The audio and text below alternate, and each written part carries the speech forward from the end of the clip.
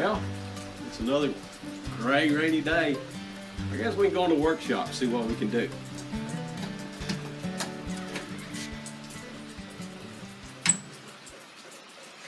If there's one thing I hate, it's shaking cans of paint. Some paint tells you to shake it for about 2 minutes. Man, that's a long time to be shaking paint.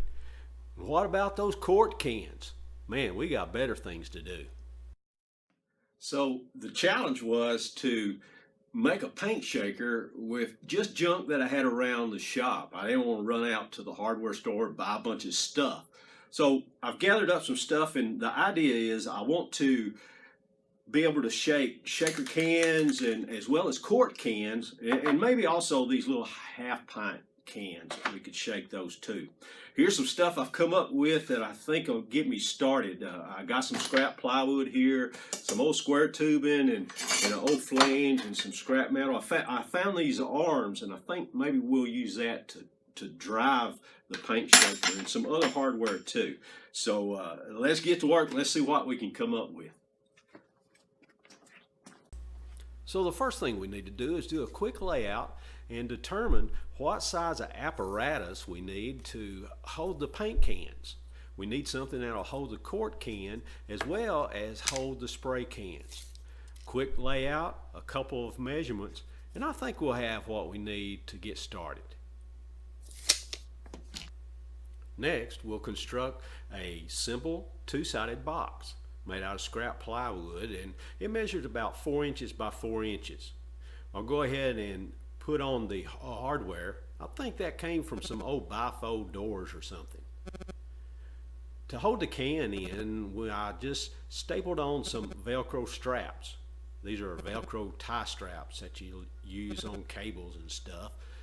Let's see if the can fits in there pretty good. Just strap each one on, and we'll give it a quick shake and see how that's going to work. Hey, looks like that'll work pretty good. Next, we have to build something to carry the box on. So I took about a 6-inch piece of square tubing and welded a little flange on the bottom there with 4 screw holes, and then took an old bicycle spindle to use for our carrier bearing. Then we made a little flange with a nut welded on it and attached that to the box, and then we'll screw that into the box.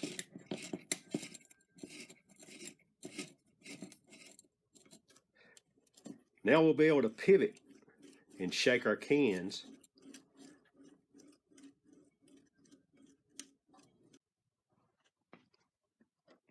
So next I add the arm, and now we need to build some type of flywheel to run in the drill motor so that we can get the good shaking action.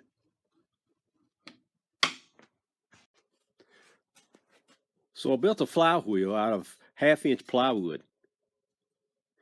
Added a 3/8 bolt, turned down the threads just a little bit so it'll fit and run a little better in that drill motor. Also added a steel bushing for wear. Now I mounted the flywheel into the drill motor, and I'll attach the rod, and we'll do a quick test to see if we can determine exactly where we need to mount that drill motor. Just a couple quick measurements, and that ought to be about it. Now we'll build a mount or a saddle for our drill motor. We can mount it, and we'll strap it in there using these old ping pong table brackets.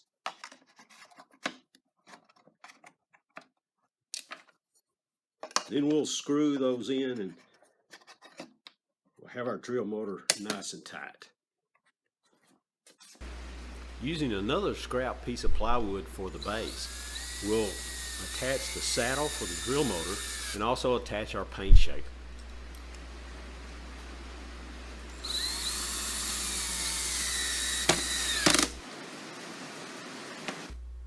To set the speed of the drill, we'll just simply add a zip tie at the right spot. Next, we'll insert our rod.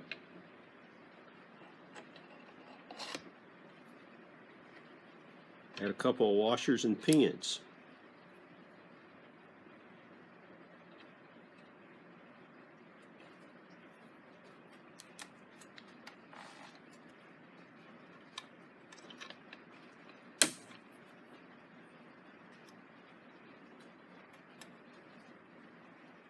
Now, just a drop of machine oil for a little lubrication, and we're about ready for a test run.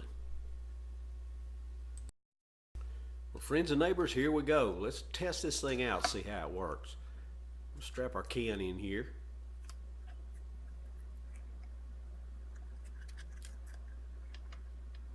And contact. Works pretty good. I think we're ready to go.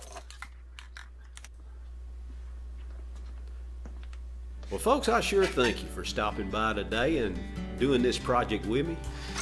And I sure hope we can get together again and do another one real soon. Y'all have a good day now.